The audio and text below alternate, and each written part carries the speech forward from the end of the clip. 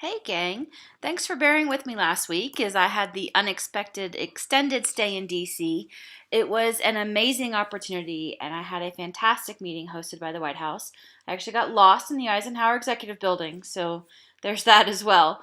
But I learned a lot about what we need to do in terms of K-12 education and the maker movement. So that was very helpful for me as both a teacher and a scholar.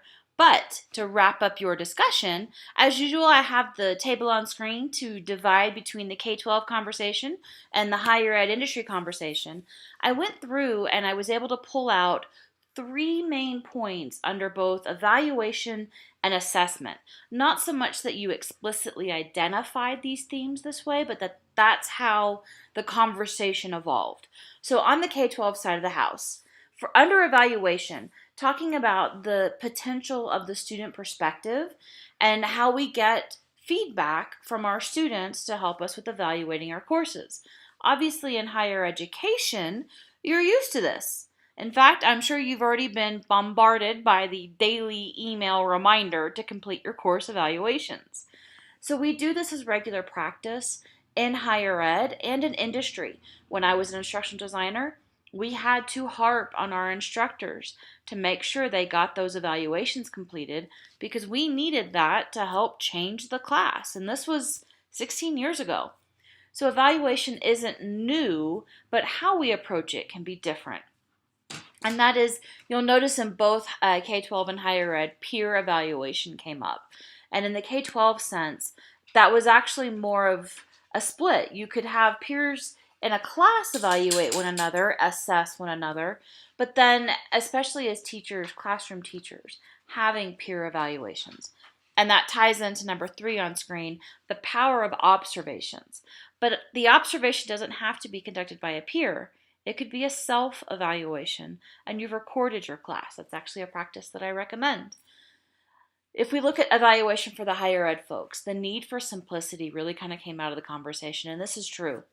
When we talk about all the different rubrics that are out there and how we can evaluate our own classes, the classes of our subordinates, the training that we offer, the training of our peers, we can give ourselves too many rubrics, and that was something that was brought up.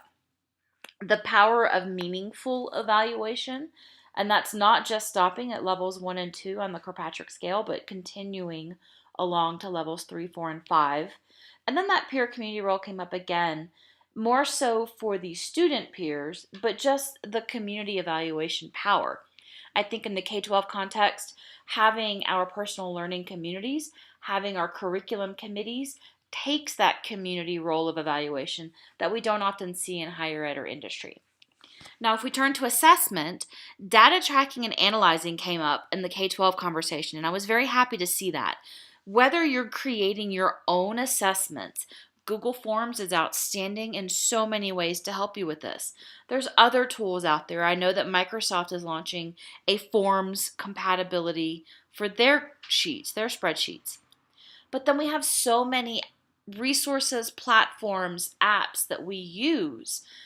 The power of tracking that data and analyzing it is immense. And I had the great fortune to hear a speaker from one of the California community college systems last fall. And he really emphasized that as educators of all levels, K-12, higher ed, and industry, we're going to have to get better at tracking data and looking at that data so that it can tell us how our students are performing, how our subordinates are performing, how we can tailor what they receive. The other conversation that came up under assessments for K-12 was, when do you share the rubric? And that was something I thought was interesting. In higher ed, we often don't think twice about this. Here, this is the standard by which I'm going to hold you accountable. But we don't always do that in the K-12 setting. Why is that? And should we change that? Will we change that? And then modalities came up as a conversation, both in terms of learning strategy, teaching strategy, your presentation mechanisms, as well as the modalities of assessment. And I absolutely loved that that came up because alternative assessments should be the mainstream assessments, in my opinion.